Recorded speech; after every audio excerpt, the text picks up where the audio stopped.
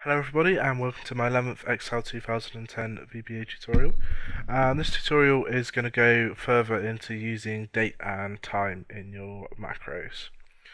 So I'm going to show you a few different methods you can use on dates. In particular, to start off with, I'm just going to show you how to draw some of the dates and times out of the system. So let's, instead of making this date equal to the date that I've written in there, I'm going to make it equal to today, but I'm not going to just write in today's date. If it's tomorrow, if I run this tomorrow, I want it to put in tomorrow's date instead. So what I'm going to do is I'm just going to get rid of that, and I'm going to put date. And you can put parentheses on, but Excel gets rid of them anyway. So if you just put in the word date, and that it's going to take that and it's going to use it as a time serial and put it into the my date variable. We can then, so we've still got 5th of February as our second date. So what this is going to do is work out how many days it's been since the 5th of February. So if we put this in a message box, so message box, and we don't want that to be my date, we want that to be dim date difference as long. So, and then we'll make this date difference. And then we just want our message box to say it has been, and then we want the date difference.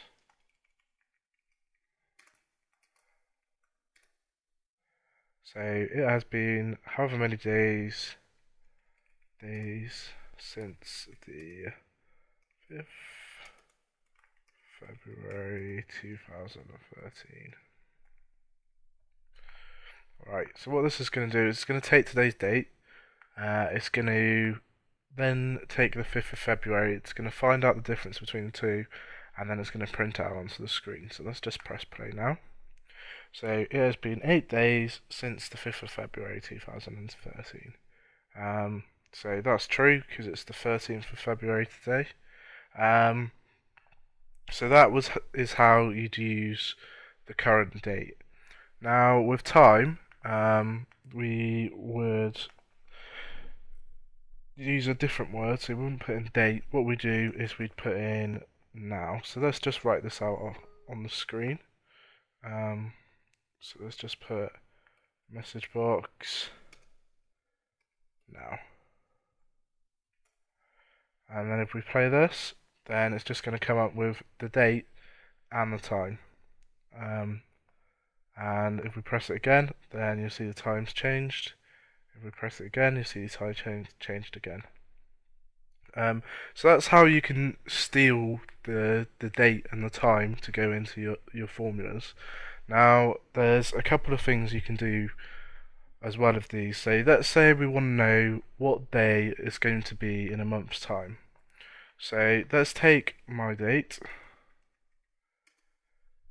and make it equal to date.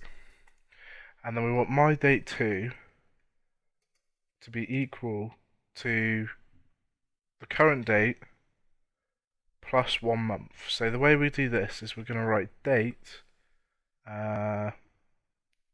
serial, and then this lets us put in a year, a month, and a day.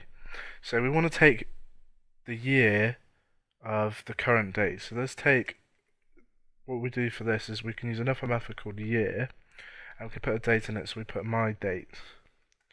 And then that's going to give us the year of the current date.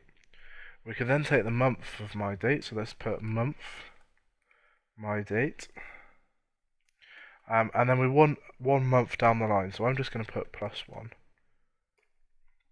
And then the day we want is going to be just the same day of the month as my date. So let's put day, my date, and then just close off our date serial. And then we can write this out onto our screen. So let's just put it in a message box and put my date 2. And let's play this now.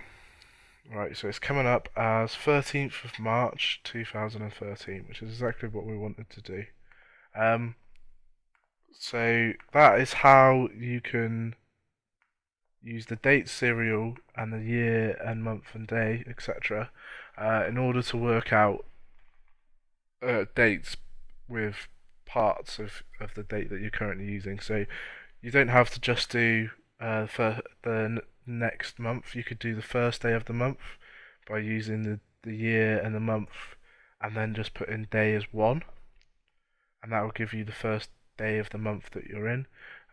Similarly, you could put the first day of the year that you're in by putting month as 1, and then that will just give you, so if we play this, that will give you the 1st of the 1st, 2013. So the date serial can be really useful. All you have to do is just stick in the 3 different numbers of what your day is going to be. So finally, just want to show you one more formula that's really useful, and that's the weekday formula. So quite often I find when I'm doing kind of reports, people want to split their information out by week. And so what a really useful thing to be able to do is find out the beginning of the week that you're in. So there's a really simple formula for this. So let's just get rid of this. So my date is going to equal, so it's the current date minus, and we want to take the weekday of the current date. So what the weekday is going to do is give it a date, and it's going to return what day of the week that date is. So we're taking the current date, we're going to find out what day of the week it is and take it away from that date, and that will subtract enough in order to get us to the start of the week. So let's put in date again as our parameter for the date, so today's date, and then we want to choose which day is the start of the week. So I want Monday to be the start of the week, and then close that off, and then because it's going to be showing Monday as 1 and then Sunday as 7, it's actually going to take off 1 too many, because if you imagine today was a Monday, it's going to go, alright, so I'm going to have today's date minus 1. So all you want to do is just counteract that by putting plus 1 on the end. And then if we then play out my date, so what we're looking for now is the start of the week, which was the 11th of February. So if we play this, and boom, there we go, 11th of February. So there's a couple of different date and time formulas. If any of you have any problems with date and time, drop a message in the comments, and I'll add descriptions on how to do different things with date and time. So that's it for this tutorial. In the next tutorial, I'm going to show you how to use Boolean variables. So thanks for listening. If you're enjoying these, please subscribe, and I hope to catch you soon.